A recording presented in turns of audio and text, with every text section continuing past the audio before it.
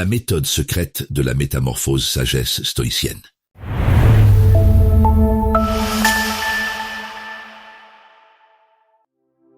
Imagine un roc immobile au milieu d'une tempête.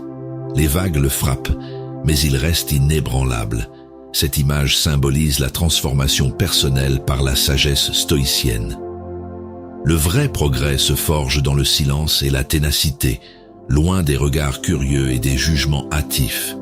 Tu ressens peut-être le besoin d'être validé par les autres, mais cela t'éloigne de ton véritable chemin. Comme Épictète le disait, ce n'est pas ce qui t'arrive, mais comment tu y réagis qui importe. Tes actions et tes choix sont ce qui te définit, pas les opinions extérieures. Découvre cette leçon pour évoluer en silence et force, et pour bâtir une version plus résiliente de toi-même. Abonne-toi à notre chaîne Leçon stoïcienne et laisse-nous un like sous cette vidéo. Dis-nous en commentaire comment tu transformes tes tempêtes personnelles en opportunités de croissance. Sois comme ce roc inébranlable, trouvant la force dans la tranquillité. Entrons dans la première leçon, grandir en silence au milieu du tumulte. Entrons dans la première leçon, grandir en silence au milieu du tumulte. Un proche te dit une vérité désagréable, une phrase courte mais qui frappe. Tu sens ton cœur se serrer comme une brûlure dans la poitrine. Les mots résonnent encore alors que le silence s'installe entre vous. C'est une situation où l'ego voudrait immédiatement répondre, se défendre, corriger. Souvent, tu réagis sans attendre. Tu expliques, tu contestes, ou tu essaies de prouver que l'autre a tort. Mais cette réaction nourrit le conflit et t'empêche d'entendre ce qui, peut-être, pourrait t'aider à grandir. En cherchant à avoir raison, tu perds la chance de comprendre. Le silence peut être plus éloquent que les mots. Grandir en silence est une force parce qu'il faut du courage pour ne pas riposter sous l'impulsion de l'émotion. Comme le disait Marc Aurèle, ne t'inquiète pas de ce que les autres pensent de toi, inquiète-toi de ce que toi, tu penses d'eux. Autrement dit, concentre-toi sur ton attitude plutôt que sur leur opinion. Quelques jours plus tard, quelqu'un qui te doit beaucoup agit comme si rien ne s'était passé. Pas un merci, pas un signe de reconnaissance. Tu sens une pointe d'amertume monter, presque un besoin de rappeler ce que tu as fait pour cette personne. Encore une fois, l'orgueil pousse à réclamer ce qui devrait venir naturellement. Dans ces deux situations, le silence est une réponse puissante. Au lieu de chercher à te justifier ou à rappeler ta valeur, laisse parler tes actes et ton calme. Concrètement, ça veut dire respirer avant de répondre et choisir de ne pas réagir immédiatement. Ce silence n'est pas une faiblesse, c'est une manière d'affirmer ta stabilité intérieure. Voici des pensées pour cultiver le silence intérieur. Le silence est une réponse, je n'ai pas besoin de reconnaissance. Les mots ne définissent pas ma valeur, je conserve mon calme intérieur. J'écoute, mais je ne réagis pas. Comme le rappelle Épictète, dans la plupart des circonstances, garde le silence. Ou, si tu parles, que ce soit pour dire le nécessaire et en peu de mots. Concrètement, ça veut dire que ton discernement vaut mieux qu'une réaction impulsive. Grandir en silence au milieu du tumulte demande de l'humilité et de la maîtrise. Cette semaine, garde à l'esprit que chaque fois que tu choisis le calme plutôt que la justification, tu gagnes en force réelle. Observons la deuxième leçon. La transformation commence quand l'approbation s'estompe. Les photos au mur que tu ne regardes plus, la lampe de chevet éteinte, la chaleur absente à côté de toi. Tu te couches seul dans le lit, qui était celui de vous deux, pour la première fois depuis 30 ans.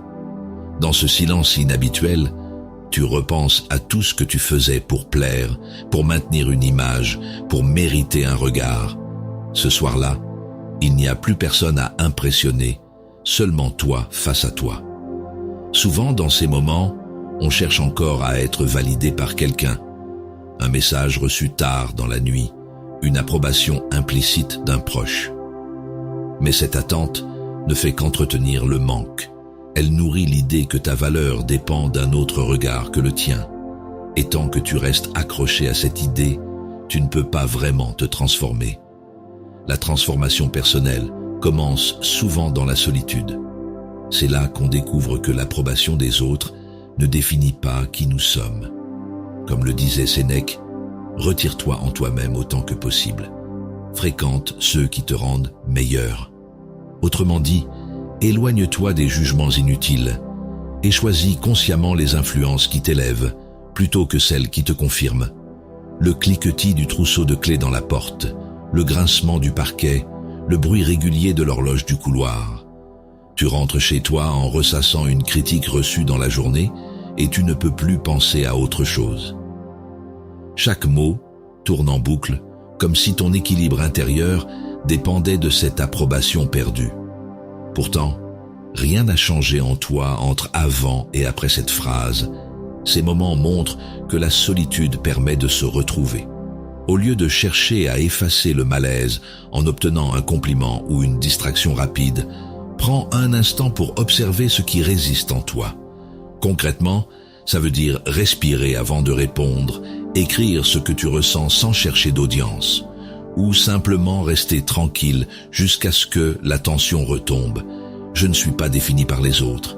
Pense à ces affirmations pour renforcer ton indépendance. Je suis complète en moi. Les critiques ne m'atteignent pas. Je ne cherche pas l'approbation. Je suis fort dans ma solitude. Je ne suis pas ce que les autres pensent. Comme le rappelle Épictète, la richesse ne consiste pas à avoir beaucoup de biens, mais à avoir peu de besoins. Concrètement, ça veut dire que plus tu réduis ta dépendance aux regards extérieurs, plus tu gagnes en liberté intérieure. Voilà ce qui se joue quand l'approbation s'efface. Elle laisse apparaître ton identité réelle. Cette semaine, observe chaque fois où tu cherches un signe d'approbation et demande-toi simplement pourquoi. C'est là que commence ta transformation. Découvrons la troisième leçon. Détache-toi de l'illusion du contrôle. Le cliquetis de ses couverts, la lumière jaune au-dessus de la table, le silence après ses mots. Ta compagne te dit qu'elle a besoin de prendre du recul sur la relation. Tu restes immobile, les mains jointes, essayant de deviner ce que tu pourrais dire ou faire pour retenir quelque chose qui t'échappe déjà. Dans ce moment suspendu, tout ton corps cherche à agir, alors qu'il n'y a rien à réparer. Tu fais ce que beaucoup font. Tu cherches des explications, tu refais la scène dans ta tête, tu t'imagines 1000 façons d'inverser le cours des choses. Mais plus tu veux tout contrôler, plus la situation t'échappe. Tu transformes ton énergie en tension inutile, et rien ne change vraiment. Le contrôle est souvent une illusion que nous nourrissons. Nous croyons qu'en anticipant, en vérifiant, en insistant, nous éviterons la douleur ou l'incertitude.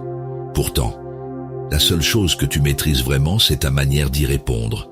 Comme le disait Marc Aurèle, il est possible de vivre heureux, même dans un palais. Autrement dit, ton calme ne dépend pas des circonstances, mais de ta capacité à accepter ce qui ne dépend pas de toi. Le halo bleu de l'écran sur ton visage, le bourdonnement du chargeur, le silence du reste de l'appartement, tu te rends compte que tu viens de passer 90 minutes à faire défiler un fil sans rien retenir. Tu voulais juste t'occuper l'esprit et retrouver un sentiment de maîtrise sur ton humeur. Pourtant, plus tu t'y accroches, plus tu ressens le vide. Ces moments révèlent ce qui échappe à notre contrôle. Au lieu d'essayer de tout corriger ou d'éviter chaque inconfort, observe simplement ce qui dépend de toi, tes choix immédiats. Concrètement, ça veut dire décider quand arrêter un geste inutile et revenir à une action simple. Ranger ton téléphone, respirer profondément ou aller marcher 5 minutes dehors. Je lâche ce que je ne contrôle pas. Voici des pensées pour accepter ce que tu ne contrôles pas. Je fais ce que je peux. Je relâche ce qui ne dépend pas de moi. Je n'ai pas besoin de tout contrôler. Je laisse couler ce que je ne maîtrise pas. J'accepte l'incertitude. Comme le rappelle Épictète, ne dis jamais de quelque chose. Je l'ai perdu, mais je l'ai rendu. Concrètement, ça veut dire que chaque chose ou personne n'est jamais vraiment possédée. Elle nous accompagne un temps. Voilà ce qui se joue quand tu apprends à détacher ton calme des résultats extérieurs. Tu redeviens acteur là où c'est encore possible.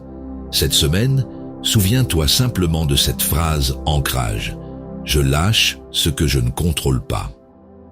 Approchons la 4e leçon. Quand le silence révèle la véritable sagesse. Le froissement du sac de course, le bruit du portail qu'on referme, l'aboiement lointain du chien du voisin. Ta voisine raconte à tout le quartier une rumeur sur toi que tu ne peux ni prouver ni démentir. Chaque fois que tu croises un regard, tu sens la méfiance.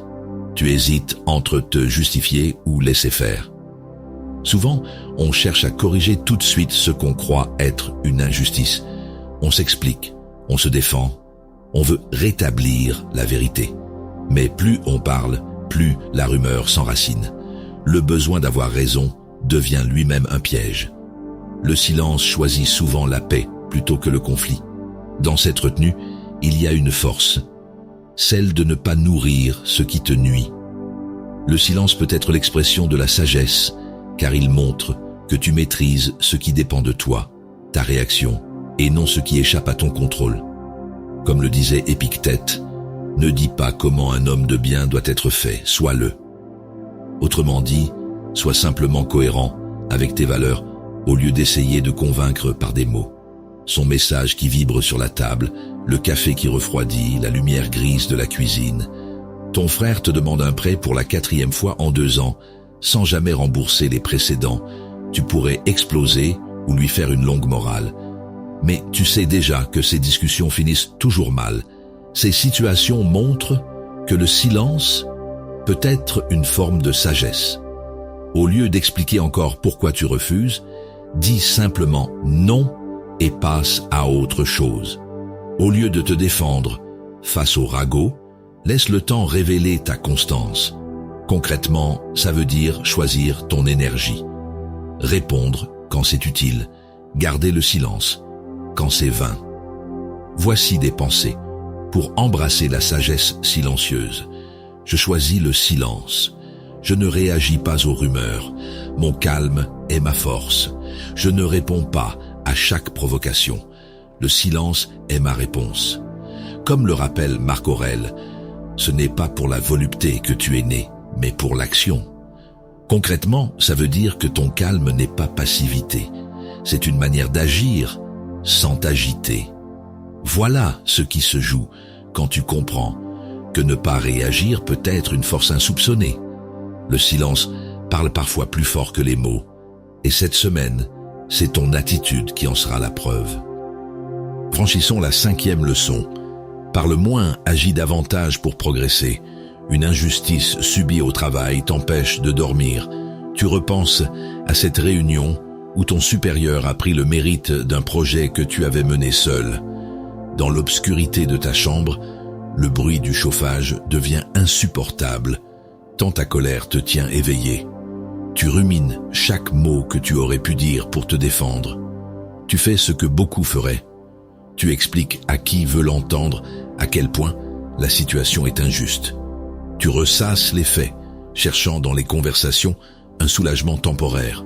Mais plus tu parles, plus la blessure s'enracine, car aucune parole ne répare ce qui n'a pas été posé par un acte. Les actions concrètes sont souvent plus puissantes que les paroles. L'action vaut plus que les mots, parce qu'elle transforme la réalité quand le discours ne fait qu'en parler. Comme le disait Marc Aurèle, « Accoutume-toi à ne penser que des choses que tu ne craindrais pas de dire tout haut. » Autrement dit, garde une cohérence entre ce que tu penses et ce que tu fais. C'est ainsi que ton intégrité devient visible sans discours. 10 ans plus tard, tu culpabilises encore pour un choix pris trop vite, celui d'avoir laissé passer une opportunité importante. Le souvenir revient parfois avec une pointe amère et un goût métallique dans la bouche. Tu en parles souvent, comme si en revivant la scène à voix haute, tu pouvais l'effacer. Pourtant, le passé ne change pas sous les mots. Il se redresse seulement quand tes gestes présents montrent ta volonté de faire mieux. Quand les mots ne suffisent plus, l'action devient essentielle. Au lieu d'expliquer sans fin pourquoi tu n'as pas agi autrement, Engage-toi aujourd'hui sur une voie claire. Concrètement, cela signifie poser un acte juste maintenant, proposer une idée au travail, reprendre contact avec quelqu'un que tu as négligé ou corriger ce qui dépend encore de toi. Agis plutôt que de parler. Utilise ces pensées pour privilégier l'action au bavardage. Je choisis d'agir. Je passe à l'action. Mes actes parlent pour moi. Je fais ce qui doit être fait. Je laisse mes actions témoigner. Comme le rappelle Épictète, nous avons 2 oreilles et une seule bouche, afin d'écouter davantage et de parler moins. Concrètement, ça veut dire que chaque fois que tu veux parler pour te justifier, c'est probablement le moment d'agir à la place. Voilà ce qui se joue quand tu décides d'avancer sans t'expliquer sans cesse.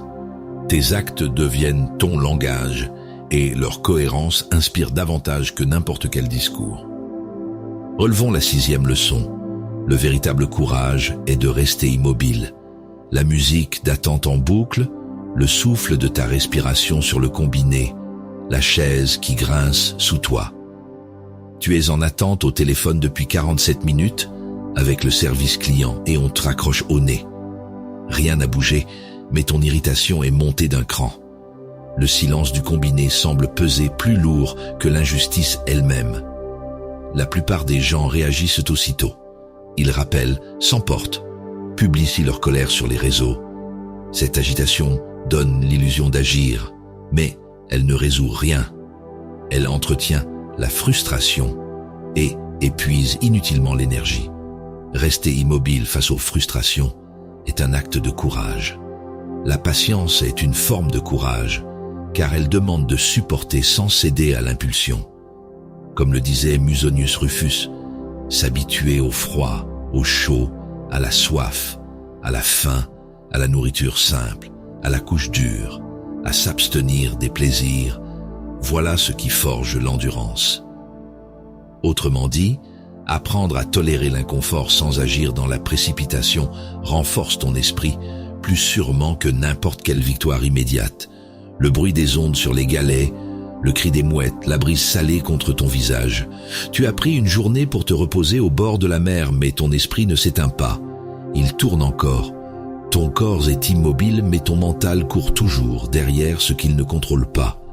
Même seul avec toi-même, tu luttes pour accepter le calme. Ces situations montrent que le courage peut être immobile. Au lieu de réagir ou de remplir chaque vide par une action ou une distraction, fais simplement une pause consciente. Observe ton envie d'agir sans y céder tout de suite. Concrètement, ça veut dire respirer avant de répondre, attendre avant de juger, te rappeler que la patience est mon courage. Voici des pensées pour cultiver une patience courageuse. Je garde ma patience. Je suis calme dans l'attente. Je choisis la patience. Mon calme est ma force. Je fais preuve de courage immobile. Comme le rappelle Sénèque, le feu éprouve l'or, l'adversité éprouve les hommes courageux. Concrètement, ça veut dire que chaque épreuve anodine teste ta capacité à rester stable plutôt qu'à t'agiter. Voilà ce qui se joue quand tu choisis d'attendre sans céder à l'impatience. Tu transformes un moment banal en exercice de force intérieure. Cette semaine, pratique ce courage tranquille chaque fois que quelque chose t'échappe et constate combien cela t'allège. Éclairons la dernière leçon. Trouver la paix intérieure dans l'acceptation stoïcienne, le souffle régulier du vent dans les aiguilles, le claquement sec d'un sac à dos qu'on ferme, les pas qui s'éloignent sur le chemin. En randonnée, un orage se déclenche brutalement et tu es à 1 heure de marche du refuge. La pluie s'abat sans prévenir, le tonnerre gronde au-dessus de toi. Tu sens ton cœur battre plus vite et ton esprit chercher une issue immédiate. La plupart des gens réagissent par la panique ou la colère. Ils pestent contre la météo, regrettent d'être partis ou s'en veulent d'avoir mal prévu.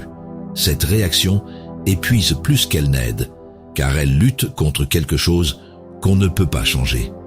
Elle transforme un fait neutre en épreuve mentale inutile.